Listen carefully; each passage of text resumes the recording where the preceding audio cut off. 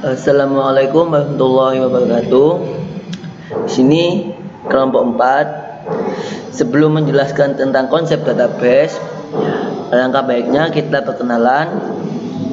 Perkenalkan, nama saya Naufal Aihan, NIM 1810802030. Dan saya Aksal Musaf Sonjaya, NIM 1810802034. Dan saya Gusti Aris Setio, NIM 036. Oke, kita akan memasuki lanjut ya, konsep database. Apa itu database? Database itu ialah kumpulan informasi yang disimpan di dalam komputer secara sistematik sehingga dapat diperiksa menggunakan suatu program komputer untuk memperoleh informasi dari basis data tersebut. Perangkat lunak yang digunakan untuk mengelola dan memanggil query basis data disebut manajemen basis data, atau dalam kurung database management system, atau yang disingkat DBMS. Sistem basis data dipelajari dalam ilmu informasi. Istilah basis data itu mengacu pada koleksi dari data-data yang saling berhubungan, dan perangkat lunaknya seharusnya mengacu sebagai sistem manajemen basis data atau yang disebut DBMS. Jika konteksnya sudah jelas, banyak administrator dan programmer menggunakan istilah basis data untuk kedua tersebut. Jadi, teman-teman sekalian, secara konsep itu basis data atau database adalah kumpulan data-data yang membentuk suatu berkas file yang saling berhubungan atau relation dengan tata cara yang tertentu untuk membentuk data atau informasi. Atau basis data merupakan kumpulan data yang saling berhubungan atau yang disebut dengan relasi antara satu dengan yang lain yang diorganisasikan berdasarkan skema atau struktur tertentu. Pada komputer, basis data disimpan dalam perangkat hardware penyimpanan, dan dengan software tertentu dimanipulasi untuk kepentingan dan kegunaan tertentu. Yang selanjutnya, di sini saya akan menjelaskan model database, di mana model database itu memiliki 3 jenis, yaitu model database hierarki atau hierarchical database model. Yang kedua, model database jaringan atau network database model. Yang ketiga atau yang C, model database relasi atau relational database model. Nah, selanjutnya ini adalah konsep hierarki database. Di sini saya akan menjelaskan apa itu hierarki database. Nah, hierarki merupakan unsur-unsur dari suatu database yang meliputi kumpulan file atau berkas, bit, record atau cantuman, byte, file atau ruas.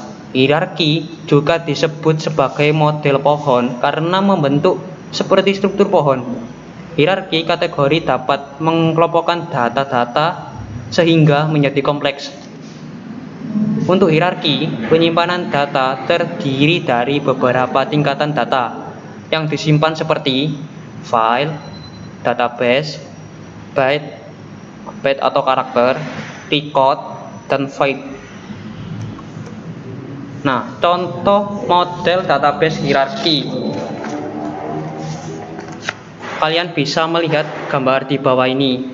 Nah, di gambar ini seperti yang terlihat pada gambar di atas itu, terdapat simpul A. Simpul A yang disebut sebagai akar dan berperan menjadi orang tua, yang anak simpulnya adalah A, B, dan C. Sedangkan E dan F adalah anak dari simpul B. Karena yang menjadi simpul E, F, I, J tersebut sebagai daun, yang mana simpul I dan J ialah anak dari simpul H. Yang di satu sisi lainnya, simpul B juga menjadi orang tua dari anak simpul E dan F, yang mana simpul B disebut anak dari simpul A. Nah, itulah penjelasan dari contoh-contoh model dari database hierarki yang pertama ini. Nah, Anda bisa melihatnya dari aplikasi nyatanya. Dilihat antara hubungan mata kuliah yang diasuh beserta mahasiswanya dengan dosen bisa dilihat pada gambar di bawah ini. Nah, pada gambar ini terdapat mahasiswa yang menjadi anak dari simpul pada mata kuliah. Dengan adanya pilihan ini, mahasiswa yang dalam masa istirahat kuliah atau cuti menjadi sulit untuk ditangani karena terdapatnya data yang hilang. Yang disimpan hanyalah data-data mahasiswa atau anak yang mengambil mata kuliah orang tua. Model database jaringan. Model jaringan atau ini adalah yang kedua setelah model hierarki tadi. Nah, model jaringan merupakan model database yang diyakini sebagai cara fleksibel mewakili objek dan hubungan mereka. Model ini memiliki fitur istimewa yang pada skema diperlihatkan sebagai grafik. Dengan tipe objek ialah node, tipe hubungannya ialah kurva, yang tidak terbatas dengan menjadi hierarki atau berkisi. Sistem database jaringan. Beberapa sistem database terkenal yang menggunakan jaringan model termasuk yang pertama Integrated Data Store atau IDS, yang kedua IDMS atau Integrated Database Management System, yang ketiga RDM atau Embedded, terus yang keempat Turbo Image, yang kelima Unishi OS 2200 Database. Model relasional. Model relasional untuk manajemen database merupakan model database berdasarkan logika urutan pertama. Pertama sekali dirumuskan dan dikemukakan oleh Edgar V. Cote pada tahun 1969. Pada model database relasional, seluruh data diwakili dalam bentuk tuple digabungkan dalam relasi-relasi. Database yang diorganisasikan dalam hal model relasi merupakan database relasi. Penyimpanan sekunder. Penyimpanan sekunder atau secondary storage adalah sarana penyimpanan yang berada satu tingkat di bawah memori utama sebuah komputer dalam hierarki memori. Tidak seperti memori utama komputer, penyimpanan sekunder tidak memiliki hubungan langsung dengan prosesor melalui bus, sehingga harus melewati MG. Sarana penyimpanan sekunder memiliki ciri-ciri umum sebagai berikut. 1. Non-volatile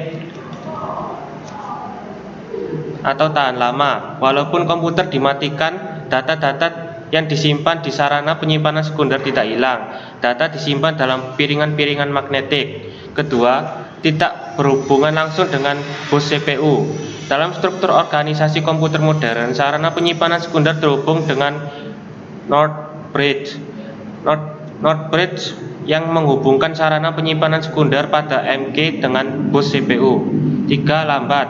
Data yang berada di sarana penyimpanan sekunder memiliki waktu yang lebih lama untuk diakses dibandingkan dengan mengakses di memori utama, selain disebabkan oleh bandwidth bus yang lebih rendah. Hal ini juga dikarenakan adanya mekanisme perputaran head dan piringan magnetik yang memakan waktu. Yang keempat, harganya murah. Perbandingan harga yang dibayar oleh pengguna per byte pada data jauh lebih murah dibandingkan dengan harga memori utama.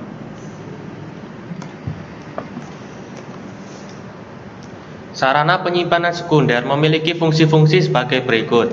1. Menyimpan berkas secara permanen. Data atau berkas diletakkan secara fisik pada piringan magnet dari disk yang tidak hilang walaupun komputer dimatikan. Kedua, menyimpan program yang belum dieksekusi prosesor. Jika sebuah program ingin dieksekusi oleh prosesor, program tersebut dibaca dari disk, lalu diletakkan di memori utama komputer untuk selanjutnya dieksekusi oleh prosesor menjadi proses. Ketiga, memori virtual adalah mekanisme sistem operasi untuk menjadikan beberapa ruang kosong dari disk menjadi alamat-alamat memori virtual, sehingga prosesor bisa menggunakan memori virtual ini seolah-olah sebagai memori utama. Akan tetapi, karena letaknya di penyimpanan sekunder, akses prosesor ke memori virtual menjadi jauh lebih lambat dan menghambat kinerja komputer. Keunggulan DBMS atau Database Management System. Nah, ini adalah keunggulan dari DBMS. Terdapat 5. Yang pertama, dapat meningkatkan data independence atau kemandirian data. Yang kedua, konsistensi data. Dilakukan dengan cara data disimpan hanya sekali dalam basis data, sehingga jika terjadi perubahan pada nilai tersebut, perubahan hanya dilakukan satu kali dan nilai baru tersebut akan tersedia untuk semua pengguna.